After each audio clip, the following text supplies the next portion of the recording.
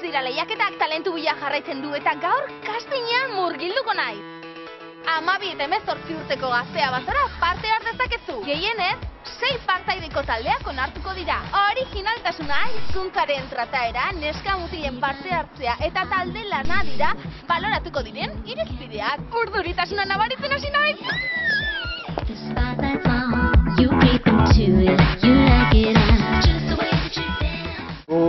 Boulevard of Broken Dreams abestuko dugu. Gure taldea Making of deitzen da. Kanta hau aukeratu dugu ze asko gustatzen zaigu Green Day taldea eta abesti hau oso ona da. Bueno, mutilak lehenengo aldia denez pentsatzen dut urduri egongo zaretela, ezta? Bueno, joan prestatzen, ensaiatu eta animo eman egurra eszenatokian, bai?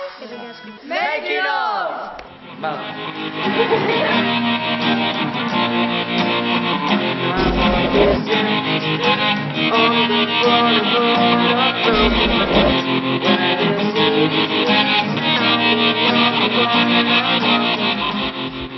Kontutan izan, eszenatokia zabala dela eta guztia erabili daitekeela. Orduen, hurrengo baterako hori lantzen baduzue, hobeto.